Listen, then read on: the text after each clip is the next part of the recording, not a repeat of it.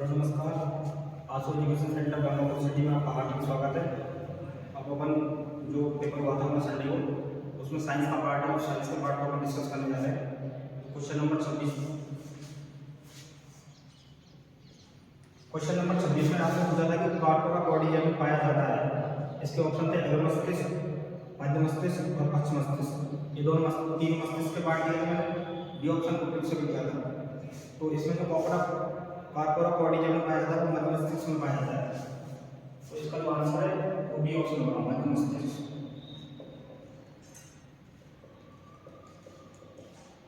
मध्य मस्तिष्क 4 पिंडों में बटा हुआ होता है। उन पिंडों को कार्पोरा बॉडी में बोला जाता है। इसमें से जो 2 पिंड होते हैं वो दृश्य शक्ति को बढ़ाते हैं और बचे हुए 2 पिंड वो भी स्मरण शक्ति को बढ़ाते हैं। क्वेश्चन नंबर 27 में पूछा था कि खाद्य पदार्थों को खराब होने से बचाने के लिए किसका उपयोग किया जाता है। इसके ऑप्शन थे ऑक्जेलिक एसिड, वॉटिक acid, acetic acid, citric acid. तो इसका जो सही उत्तर है वो है साइट्रिक एसिड।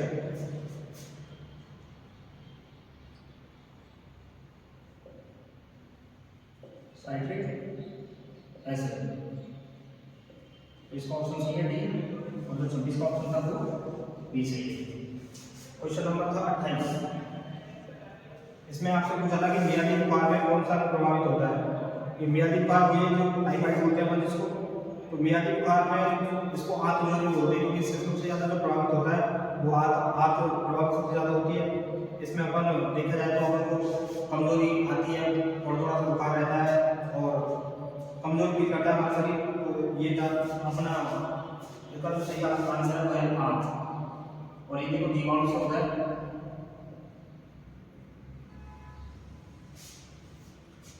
तो इसका जो सही आंसर है वो है सी, हाँ। इसके लिए अपन जो मियादी बुखार है जो टाइफाइड बोलते हैं इसके उपचार के लिए अपन एक वीडा परीक्षण करते हैं। वीडा परीक्षण। क्वेश्चन नंबर है 29। इसमें पूछा था कि फलक केंद्रित संरचना में परमाणु की संख्या कितनी होती है। तो फलक केंद्रित संरचना के लिए आपको पता होना चाहिए फिर उसमें परमाणु की संख्या कैसे निकलती है, तो थोड़ा सा मैं बता देता हूँ।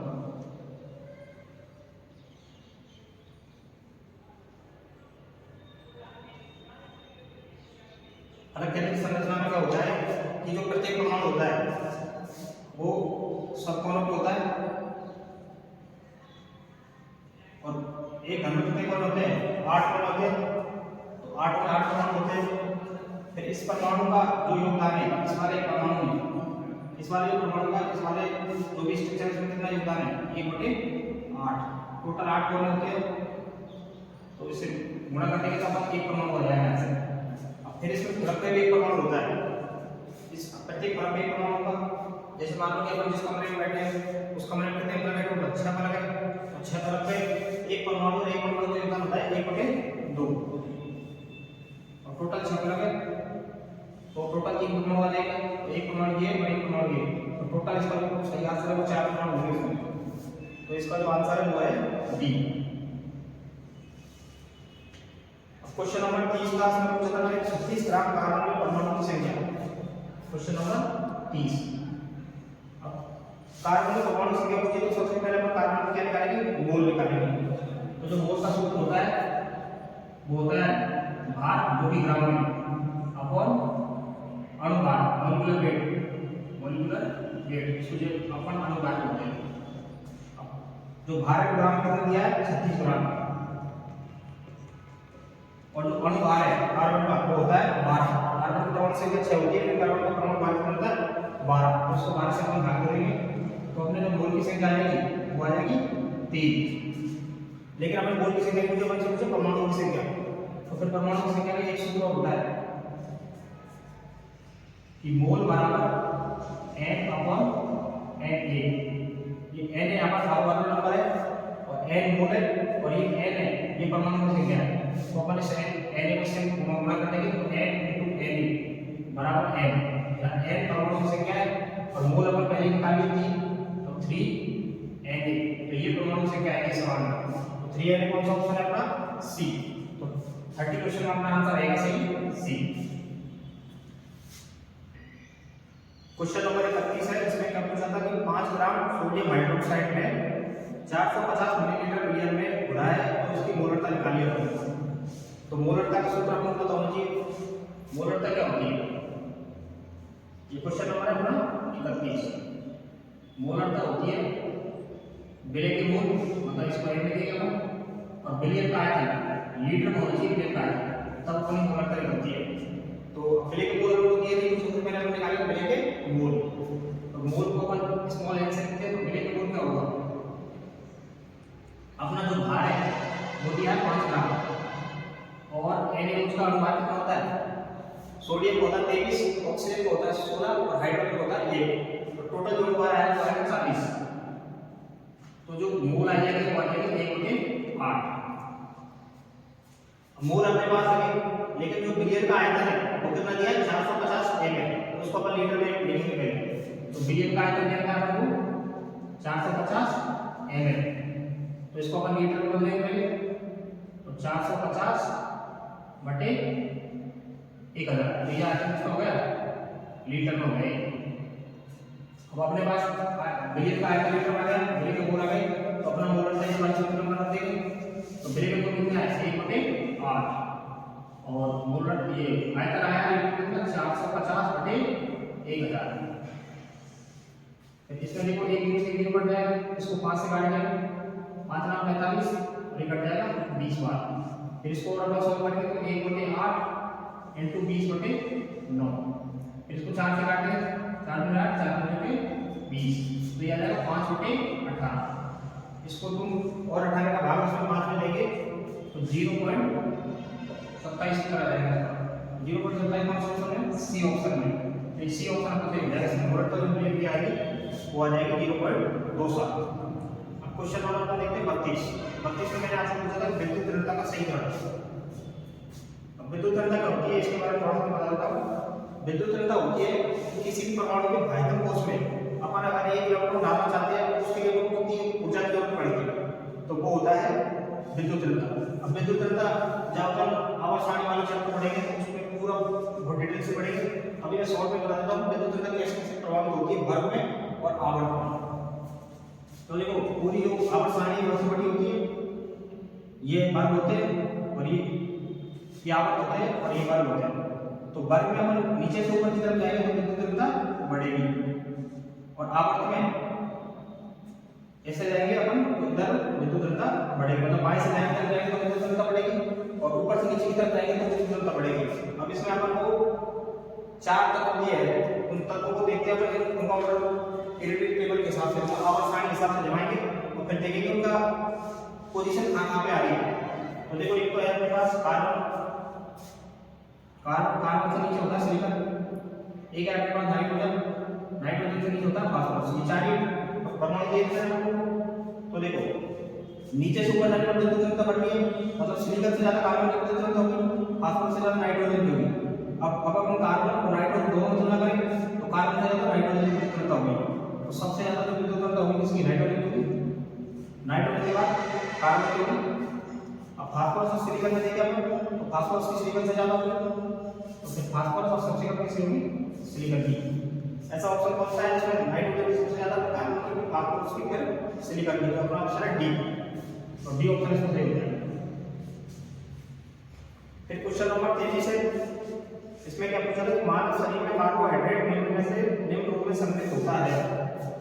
तो जो कार्बोहाइड्रेट होता है मानव शरीर में होता है ग्लाइकोजन के रूप में, ग्लाइकोजन के रूप में। तो इसका जो सही उत्तर है वो है डी। और पौधों में जो उनका भोजन है उसके अंदर पता है स्टार्च के रूप में होता है। तो दोनों ही ऑप्शन दिया था मैंने, स्टार्च के अंदर ग्लाइकोजन दिया था। अगर पौधे पूछता तो स्टार्च सही होता, लेकिन यहाँ पर मैंने पूछा मानव शरीर तो उसमें ग्लाइकोजन के रूप में होता। अब क्वेश्चन नंबर 34 डिस्कस करते हैं। 34 में पूछा है कि राम की घर से विद्यालय जाते समय 40 किलोमीटर प्रति घंटा है तथा वापस आते समय 60 किलोमीटर प्रति घंटा है। तो इसका डायरेक्ट सूत्र होगा हम 204 और डायरेक्ट सूत्र निकालेंगे और सूत्र का जो डेरिवेशन वो क्लास में देखेंगे, ऑनलाइन क्लास में अपन पढ़ाएंगे कोचिंग में। तो क्वेश्चन नंबर 34 इसको हम डायरेक्ट निकाल सकते हैं कि 204 के अंदर की 2u1 u2 upon u1 plus u2 u1 क्या है, जाते समय चार्ज, u2 क्या है, आते समय चार्ज। जैसे अपने 104 की जाएगी, जाते समय कितनी चार्ज है आपकी 40 है, आते समय कितनी चार्ज है 60 है, और फिर दोनों को जोड़ देंगे 40 + 60, इसको सॉल्व कर लेंगे अपन 2 × 40 × 60, 40 + 60 100, एक जीरो से पड़ जाएगा ये, और फिर इसको 6 × 24 24 48, तो जो 4 है वो 48 किलोमीटर प्रति घंटे आएगा। 48 किलोमीटर प्रति घंटा किसका ऑप्शन है, ये ऑप्शन है। तो जो क्वेश्चन नंबर 34 है उसका आंसर ये सही हो जाएगा। क्वेश्चन नंबर 35 है, इसमें समय और दूरी का संबंध दिया है, t = ax² + bx, जहां a भी ज्ञात है तो मंदन पूछा है। मंदन क्या होता है, मंदन होता है अगर त्वरण कम हो रहा है तो वो मंदन है, मतलब मंदन त्वरण ही होता है, बस उसका चिन्ह होता है वो ऋणात्मक होता है। और मंदन कैसे निकालेंगे हम देखते हैं, जिसमें हमें समय और दूरी का संबंध दिया है, t = ax² + bx। अब इसका मतलब पूछा मंदन वो त्वरण ही होता है कैसे, तो इसका अपन अप्लाई करेंगे x के रेस्पेक्ट में dt/dx, तो 2ax इसका अप्लाई हो जाएगा प्लस x का अप्लाई हो जाएगा तो b, फिर इसको अपन उल्टा कर देंगे b आ जाएगा, dx/dt भी होता है, तो ये हो जाएगा 1/2ax + b। हमसे पूछा त्वरण, त्वरण क्या होता है, वेग में परिवर्तन समय के रेस्पेक्ट में, मतलब एक समय में होने वाला वेग का परिवर्तन होता है त्वरण। अब देखो अगर वेग का फंक्शन t के रूप में होता तो अपन डायरेक्ट इसका अवकलन कर लेते और अपना आंसर आ जाता, और ये x के रूप में, तो इसको x के रूप में बनाएंगे कैसे करेंगे, दोनों तरफ dx और dx से गुणा करेंगे। तो देखो dx/dt, ये dx/dt मतलब विस्थापन का परिवर्तन समय के रेस्पेक्ट में, तो ये होता है वेग इनटू dv/dx, इसको कैसे लिखेंगे। तो अब वेग अगर विस्थापन का फंक्शन है तो इसका एक बार गुणा करने पर उसको वेग से गुणा करने का तो अपना त्वरण आ जाएगा। तो b अपने पास है, अपन dv/dx को निकालेंगे एक बार, तो ये वाला b है, इसमें यहां से अपन निकालेंगे dv/dx, तो कई बार अप्लाई करेंगे तो इसका पूरा हो जाएगा। ये देखो इस पूरे को हम इसकी पावर 1 होगी, ये ऊपर जाएगा माइनस पावर हो जाएगी, तो ये पूरे का ऊपर आ जाएगा -1/2ax + b होल स्क्वायर। अब देखो इस फंक्शन को अंदर वाले फंक्शन को दोबारा अप्लाई करना पड़ेगा, तो ये हो जाएगा b तो कांस्टेंट है, इसका अप्लाई ये हो जाएगा, तो इसका अप्लाई आ जाएगा 2a, तो dv/dx आ गया अपने पास, b अपने पास था तो ये मंदन लिखाएंगे अपन, तो b का मान रखो तो 2ax + b, और dv/dx का मान ये है अपने पास, तो -2ax + b का होल स्क्वायर। देखो 1/2ax + b, यहां भी 1/2ax + b का होल स्क्वायर है, तो इसको अपन लिखना चाहे तो -2a/2ax + b का होल भाग 3।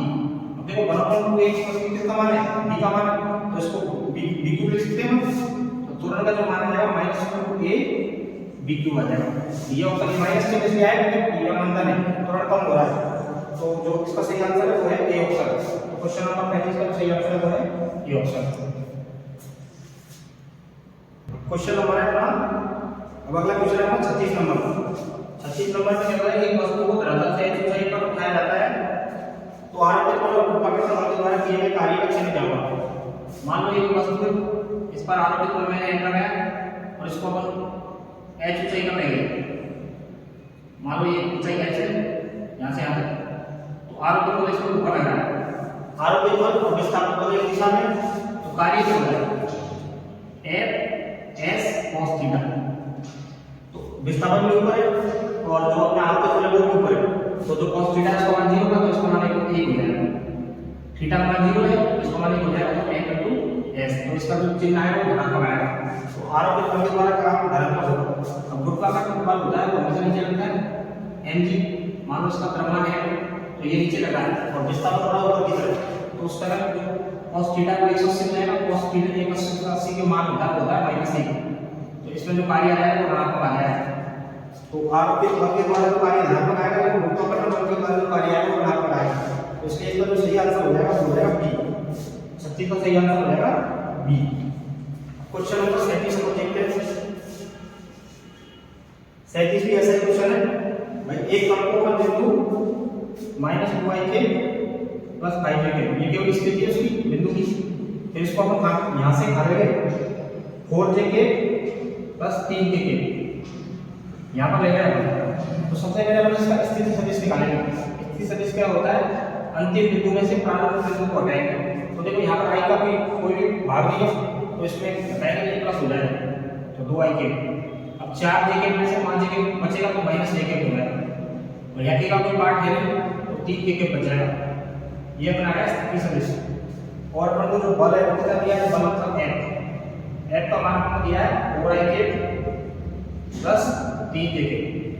अब अपन से पूछा है कार्य, तो कार्य का मतलब दोनों का दशमलव गुण होता है, तो कार्य f w बराबर f डॉट s, दोनों का दशमलव गुण। तो देखो जब i को i से गुणा करेंगे तो i और i का दशमलव 0 होता है, तो इनका मान डायरेक्ट गुणा हो जाएगा। लेकिन जब i को j से गुणा करेंगे तो i और j के बीच में अंतरिक्ष गुण होता है, i मतलब x एक्सिस, j मतलब y एक्सिस, तो ये 0 हो जाएगा। इसी तरह i को k से करेंगे तो ये 0 हो जाएगा।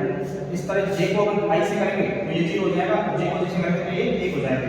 तो देखो इसको गुणा करेंगे हम, तो i को i से करेंगे तो 4 गुणे 8, फिर बाकी ये पूरा 0 हो जाएगा। t को अपन इससे करेंगे तो ये 0, t को इससे करेंगे तो ये माइनस b, तो जो कार्य आ जाएगा अपना 8 माइनस 3 तो 5 हो जाएगा। तो 5 जो अपने कौन सा ऑप्शन में, डी ऑप्शन में।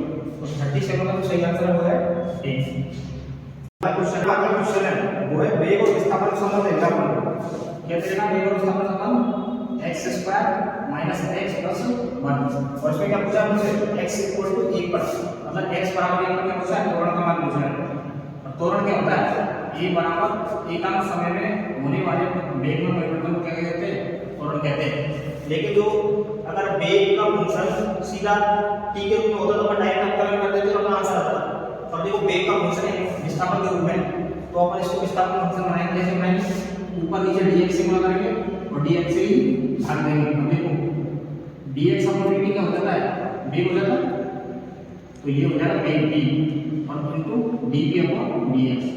अपने पास वेग भी है और dp अपॉन dx अपन यहां से निकाले थे, कितने dp अपॉन dx, dp बटे dx, मतलब इसका अवकलन कर देंगे। और 2x इसका अवकलन करता है, 2x x अवकलन करता है माइनस 1 और 1 अवकलन कर देगा 3। तो dp अपॉन dx का जो मान आ जाएगा वो आ जाएगा 2x माइनस 1।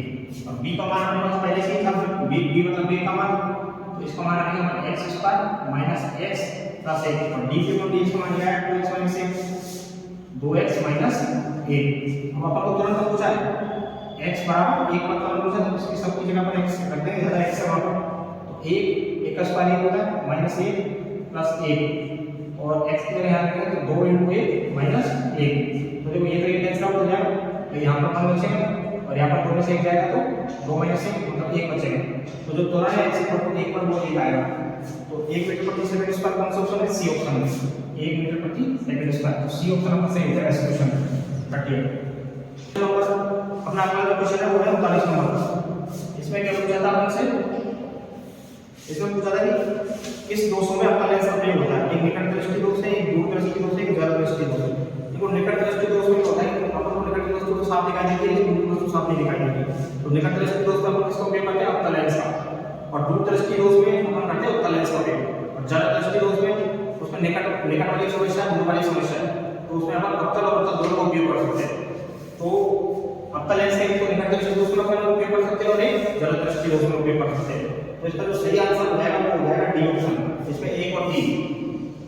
इसमें हम निकट दृष्टि दोष के लिए उत्तल लेंस का उपयोग करेंगे और एक उजाला दृष्टि दोष के लिए करेंगे, और जो दूर दृष्टि दोष है उसके लिए अपन कौन सा लेंस करेंगे, उत्तल लेंस। ठीक है, तो अपन सैंपल पूछा तो इन दोनों के लिए दोष में आंसर था 1 और 3, डी ऑप्शन सही होगा। अब अपना क्वेश्चन नंबर है 40, MOEMS का पूर्ण रूप क्या है, इसकी फुल फॉर्म पूछी थी आपसे। तो MOEMS का फुल फॉर्म होती है होता micro opto electro mechanical system, तो इसका सही आंसर है वो है बी। अभी क्या होता है, ये MOEMS एक सेंसर है जो सेंस करता है, टेंपरेचर को सेंस कर सकता है, तापमान को और दाब को सेंस कर सकता है, मतलब उसको पता लगा सकता है। जैसे हम जो स्मार्ट घड़ी पहनते हैं आजकल, जो घड़ी चलती है स्मार्ट वॉच, उसमें हम कितना चले हैं वो सबको पता करने को सेंस करता है। तो जो सेंसर होता है वो इसी टेक्नोलॉजी में काम करता है, MOEMS में। मोबाइल में जो सेंसर लगे होते हैं वो भी इसी सेंसर में काम करता है, और अपने जो कार होती है उन सब में जो ये सेंसर होता है MOEMS, इसकी फुल फॉर्म पूछी थी MOEMS, micro opto electro mechanical system. तो क्वेश्चन नंबर 40 में जो अपना सही आंसर हुआ है B. Question number 41, question number 41 में क्या था, स्टेथोस्कोप में रोगी के दिल की धड़कन ध्वनि डॉक्टर के कान तक पहुंचती है। तो इसमें क्या होता है कि जैसे प्रकाश परावर्तित होता है, मान लो प्रकाश इस सतह से लग रहा है, ऐसे लग रहा है, तो ऐसा ही सेम ध्वनि में होता है। आपको मतलब ध्वनि करने पड़ेगी तो और इसके बारे में समझेंगे। तो जो रोगी के दिल की धड़कन है वो डॉक्टर ध्वनि के दो परिवर्तन के द्वारा सुनता है, बार-बार ध्वनि का परिवर्तन होता है। तो इसका जो सही आंसर है वो हो जाएगा बी। जैसे प्रकाश परावर्तन करता है ऐसे ही ध्वनि परावर्तित होती है, तो इसका जो सही आंसर है ध्वनि के बहु परावर्तन के द्वारा। क्वेश्चन नंबर है अपना 42। क्वेश्चन नंबर 42 है वो है प्रक्षेप गति का। एक वस्तु को किसी कोण थीटा पर प्रक्षेपित किया जाता है और उस बिंदु पर वेग प्रारंभिक वेग का आधा है, तो प्रक्षेपित कोण थीटा निकालना है। तो देखिए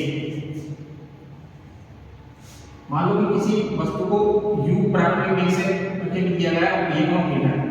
अब देखो इसके दो घटक होते हैं, जब अपन प्रक्षेप गति पढ़ेंगे क्लास में तब उसके बारे में डिटेल से पढ़ेंगे। ये जो घटक होता है वो होता है u cos थीटा और ये जो घटक होता है वो होता है u sin थीटा। अब ये ऐसे गति करता है। अगर किसी चीज को थीटा में रखेंगे तो इस तरह से गति करना पड़ेगा। अब देखो ये वाला घटक है, इसका हमेशा क्या लगेगा, त्वरण लगेगा। कौन सा त्वरण लगेगा, जी लगेगा। तो ये घटक हमेशा कम होगा, ये घटता जाएगा और इसका बिंदु पर जी हो जाएगा। ये वाला घटक दूसरे बिंदु पर जी हो जाएगा, लेकिन इस घटक में कोई भी त्वरण नहीं लगेगा, ये घटक कांस्टेंट रहेगा, हमेशा नियत रहेगा। तो इस बिंदु पर भी ये u cos थीटा। देखो अगर ये घटक नहीं होता ना तो एक वस्तु डायरेक्ट सीधे नीचे गिर जाती, और ये घटक इसको ऐसे ले जाता है। तो u cos थीटा, मैंने ये तो बोला था कि उच्चतम बिंदु पर वेग प्रारंभिक वेग का है, तो उच्चतम बिंदु पर वेग ये होता है u cos थीटा, और ये दे रखा है प्रारंभिक वेग का आधा मतलब u बटे 2।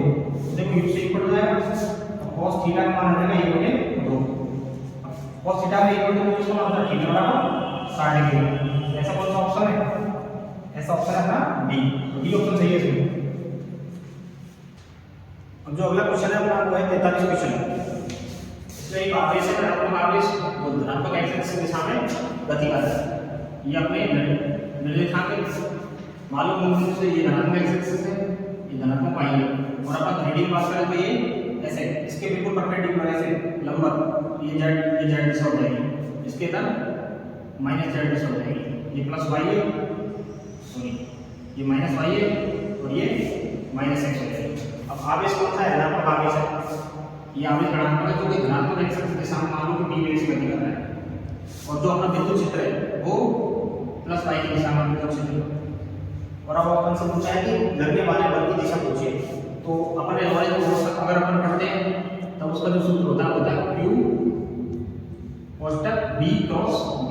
ये सदिश फलन होता है वेग का और विद्युत क्षेत्र का। तो देखिए वेग है प्लस x की दिशा में और विद्युत क्षेत्र है प्लस y की दिशा में, तो वेग की दिशा में अपन उंगली करेंगे और इसको विद्युत क्षेत्र की तरफ घुमाएंगे। तो सदिश फलन ऐसे करते हैं b क्रॉस b।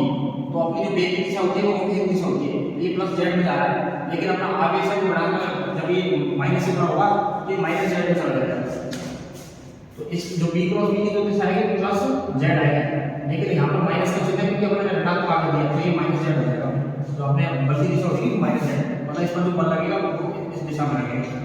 तो माइनस z कौन से ऑप्शन में दे रखा है, धनात्मक z, ये दे रखा है अपने सी ऑप्शन। तो 43 नंबर जो क्वेश्चन है उसका सही आंसर है वो हो जाएगा सी। अगला क्वेश्चन है वो है 44 नंबर क्वेश्चन। 44 नंबर क्वेश्चन में क्या पूछा था कि टकने में कितनी अस्थियां होती है। तो टकने में जो अस्थियां होती है वो होते हैं टार्सल्स। क्या बोलते हैं, टार्सल्स। और जो टोटल जो टार्सल्स होती है वो होती है 7। जो अपनी एडी होती है इसका पूरे का निर्माण 7 टार्सल्स से होता है, तो इसलिए अपनी जो एडी होती है उसमें 7 अस्थियां होती है, उससे अपना टकने का निर्माण होता है। तो उसका सही आंसर है वो है बी। अब अपना लास्ट क्वेश्चन साइंस का वो है 45 नंबर क्वेश्चन।